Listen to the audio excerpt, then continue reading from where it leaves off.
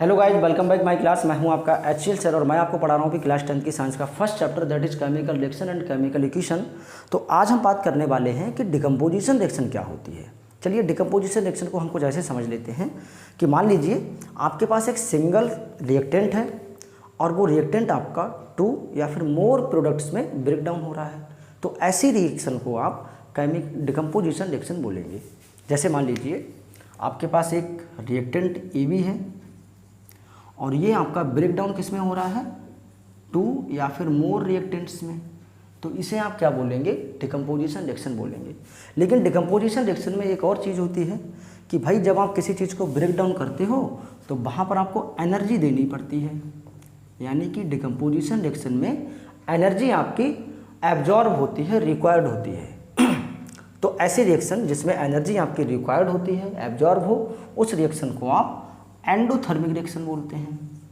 Endothermic reaction, ठीक है ना, एंडोथर्मिक रिएक्शन यानी ऐसे रिएक्शन जिसमें आपका एक सिंगल रिएक्टेंट एनर्जी देने पर 2 या मोर प्रोडक्ट्स में ब्रेक डाउन हो जाए तो उसको डिकम्पोजिशन रिएक्शन बोलेंगे। और इसमें एनर्जी एब्जॉर्ब हो रही है इसलिए इसको हम एंडोथर्मिक रिएक्शन भी बोलेंगे।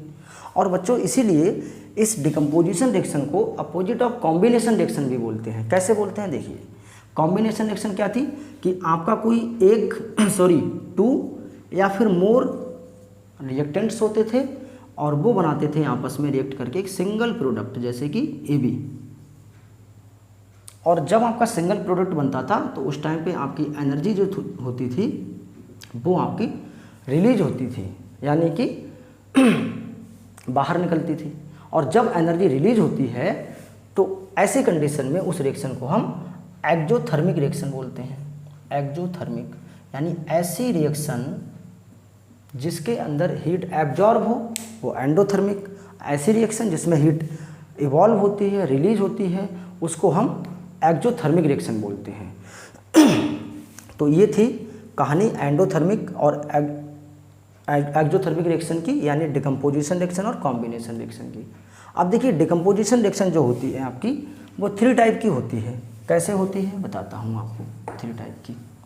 इसका पहला जो टाइप होता है वो होता है बच्चों थर्मल डिकम्पोजिशन। क्या है, थर्मल डिकम्पोजिशन। इसमें क्या होता है भाई थर्मल डिकम्पोजिशन में, यानी कि इसमें जो रिएक्टेंट होगा उसको ब्रेक डाउन करने के लिए जो एनर्जी रिक्वायर्ड होगी वो आपकी हीट की फॉर्म में रिक्वायर्ड होगी। यानी रिएक्टेंट मान लीजिए फॉर एग्जांपल मेरे पास एक रिएक्टेंट है CaCO3। अब इसको हमको ब्रेक डाउन कराना है तो यहाँ एनर्जी तो देनी पड़ेगी। जब आप इसको एनर्जी दोगे तो वो एनर्जी आप हीट की फॉर्म में देंगे, ये हीट का सिंबल होता है। और जब इसमें हीट आप देंगे तो वहाँ पर आपका क्या बनेगा, CaO + CO2, ठीक है। ये आपका सॉलिड फॉर्म में होता है, ये आपका सॉलिड फॉर्म में होता है, लेकिन ये आपका जो बनता है वो गैस की फॉर्म में होता है। इक्वेशन ऑलरेडी बैलेंस्ड है ये आपकी।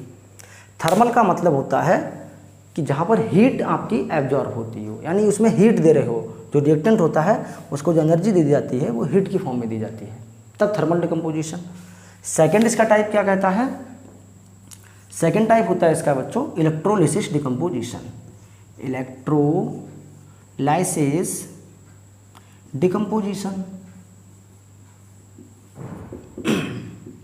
अब ये इलेक्ट्रोलाइसिस डिकम्पोजिशन क्या होता है भाई, यहाँ पर भी हम एनर्जी देंगे रिएक्टेंट को ब्रेक डाउन कराने के लिए, यानी कि ऐसी रिएक्शन जिसमें किसी रिएक्टेंट को ब्रेक डाउन कराने के लिए जो एनर्जी रिक्वायर्ड होती है वो इलेक्ट्रिक करंट की फॉर्म में रिक्वायर्ड होती हो, तब उसको बोलेंगे electrolysis decomposition reaction. For example H2O liquid form में होता है आपका ये, और इसको आपने ब्रेक डाउन कराया है इलेक्ट्रिक करंट दे करके, इलेक्ट्रिक करंट।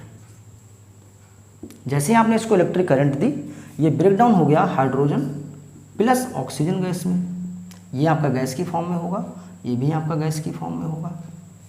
अब देखिए यहाँ पर जो रिएक्टेंट है वो सिंगल है और जो प्रोडक्ट मिल रहा है आपको वो 2 या फिर मोर देन 2 हो सकते हैं। रिएक्टेंट आपका यहाँ भी सिंगल है, प्रोडक्ट आपके 2 मिल रहे हैं, तो ऐसी रिएक्शन को क्या बोलते हैं, डिकम्पोजिशन रिएक्शन। बट जब आप वहाँ पर हीट दे रहे हैं, एनर्जी हीट की फॉर्म में जा रही है, तब उसको बोलेंगे थर्मल डिकम्पोजिशन। और अगर आपकी एनर्जी इलेक्ट्रिक करंट के रूप फॉर्म में जा रही है तब उसको बोलोगे आप इलेक्ट्रोलिसिस डिकम्पोजिशन रिएक्शन। चलिए इसको बैलेंस कर लेते हैं। भाई यहाँ पर ऑक्सीजन 2 है तो यहाँ पे 2 से मल्टीप्लाई कर दो, ऑक्सीजन 2 हो गए।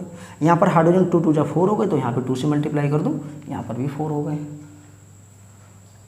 इसका जो थर्ड टाइप है वो क्या होता है, चलिए उस पर भी बात करते हैं हम थोड़ी सी। बच्चों इसका जो थर्ड टाइप है उसको हम बोलते हैं फोटोलिसिस। थर्ड टाइप फोटोलाइसिस और फोटो केमिकल डिकम्पोजिशन। डिकम्पोजिशन ये क्या होता है भाई, इसमें क्या होता है, इसमें जो एनर्जी आपकी एब्जॉर्ब होती है वो सनलाइट से एब्जॉर्ब होती है, यानी कि लाइट से आती है एनर्जी, लेकिन सनलाइट से आएगी, इतना याद रखना आप। जैसे फॉर एग्जांपल आपके पास था सिल्वर क्लोराइड का एक सॉल्यूशन, आपने इसको कहाँ रख दिया है, सनलाइट में रख दिया है बच्चों। यानी सनलाइट का मतलब धूप में रख दो इसको, सिंपली केवल इस सॉल्यूशन को ले लो किसी वेसल में और धूप में रख दो, इसमें अपने आप रिएक्शन होगी और ये ब्रेक डाउन हो जाएगा आपका Ag+Cl2 में, यानी सिल्वर बनाएगा आपका, प्योर फॉर्म में सिल्वर मिल जाता है यहाँ से, और साथ में आपकी क्लोरीन गैस निकलती है। बैलेंस कर लेते हैं भाई, यहाँ पर Cl2 है तो यहाँ 2 से मल्टीप्लाई कर दो, Cl2 हो जाएंगे। अब यहाँ पर Ag2 हो गए तो यहाँ 2 से मल्टीप्लाई करने पे आपके Ag2 हो जाएंगे। लेकिन यहाँ पर जो एनर्जी आपकी रिक्वायर्ड हो रही है, एब्जॉर्ब हो रही है, वो किस फॉर्म में एब्जॉर्ब हो रही है, लाइट की फॉर्म में, यानी सनलाइट से एनर्जी ले रहे हैं, तो इसको बोलेंगे हम फोटोलिसिस या फिर फोटोकेमिकल डिकम्पोजिशन रिएक्शन। तो ये बहुत सिंपल सा है, बहुत आसान सा है, बहुत मुश्किल नहीं है। आप इसको ज़्यादा से ज़्यादा ट्राई करो, बार बार एग्जाम्पल की हेल्प से समझने की, तो आपको बहुत अच्छे से समझ में आएगा। यानी डिकम्पोजिशन रिएक्शन क्या होती है आपकी, जिसमें आपका एक सिंगल सब्सटेंस 2 या फिर मोर सब्सटेंसेस में ब्रेक डाउन हो जाए, या कह सकते हैं कि सिंगल रिएक्टेंट 2 या मोर रिएक्टेंट प्रोडक्ट्स में ब्रेक डाउन हो। जैसे मेरे पास क्या है, मार्कर है और इस मार्कर को मैंने क्या किया है, अभी सिंगल है, देखिए मैं इसको क्या करूँ, यहाँ से ब्रेक डाउन कर दूँ, तो आपका ये अभी सिंगल था, अब ये 2 पीसेस में ब्रेक डाउन हो गया है, तो इसको बोलेंगे हम डिकम्पोजिशन रिएक्शन। और इस फॉर्म में हमको एनर्जी देनी पड़ रही है, ताकत लगानी पड़ रही है ब्रेक करने के लिए, तो इसका मतलब कहीं ना कहीं इसमें एनर्जी एब्जॉर्ब हो रही है, अंदर जा रही है, तब ये टूट रहा है, इसीलिए इसको बोलेंगे हम एंडोथर्मिक रिएक्शन। क्लियर। तो आई होप कि आपको मेरा ये वीडियो पसंद आया होगा। अगर मेरा वीडियो आपको पसंद आया है तो प्लीज़ मेरे चैनल को सब्सक्राइब करें और बेल आइकन को प्रेस करना बिल्कुल भी ना भूलें, जिससे कि फ्यूचर में आने वाली सभी वीडियोज़ के नोटिफिकेशंस आपको टाइम पे मिलते रहें।